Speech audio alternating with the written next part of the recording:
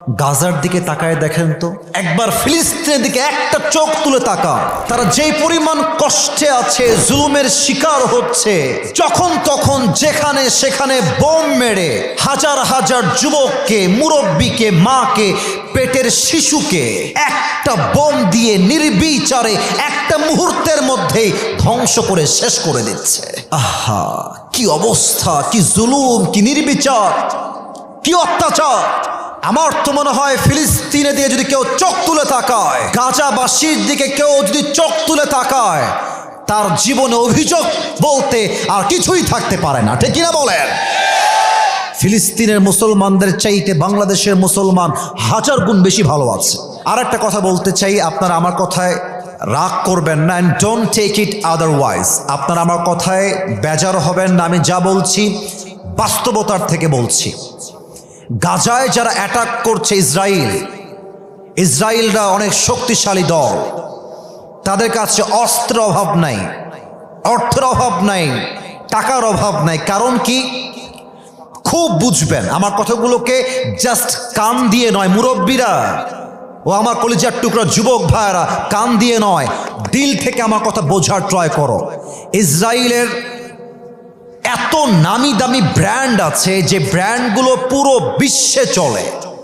তাদের যেই পরিমাণ প্রোডাক্ট সেল হয়, তাদের ব্র্যান্ডে যে পরিমাণ টাকা পয়সা ইনকাম হয়, এগুলো টাকা দিয়ে তারা মুসলমানদেরকে নির্বিচারে হত্যা করে। কিন্তু আমাদের দিকে তাকায় দেখেন, আমাদের না আছে ওয়ার্ল্ড ওয়াইড কোনো নেতা, আমাদের না আছে ঐক্যতা, না আছে আমাদের কোনো কাজে কনসেন্ট্রেশন। মুসলমানদের কথা কি বলবো?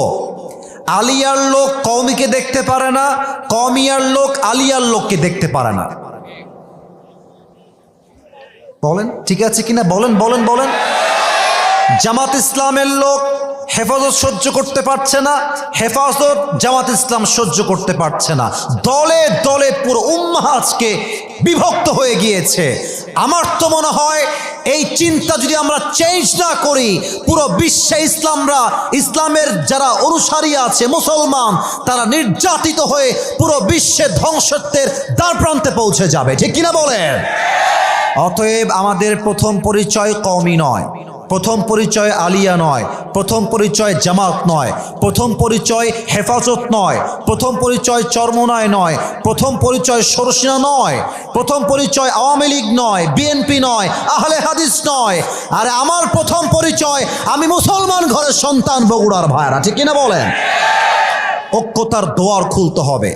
এবং আমার মনে হয় যদি আরবের শায়েখদের হুঁশ ফিরে আসে, বিশ্বের মুসলমানদের নেতারা যদি ঐক্যবদ্ধ হয়ে যায়, ইসরায়েলের অস্তিত্ব খুঁজে পাওয়া যাবে না। আমি আজকের মাহফিল থেকে দোয়া করে দেই, আল্লাহ আমার ফিলিস্তিনের ভাইদেরকে হেফাজত করুক। পড়েন সবাই আমিন। আর একটু জোরে বলবেন না আমি? আল্লাহ আমার গাজার কলিজার টুকরা প্রত্যেকটা যুবককে, মুরব্বীকে, মা বোনকে পরিপূর্ণ হেফাজত করুক। পড়েন সবাই আমিন।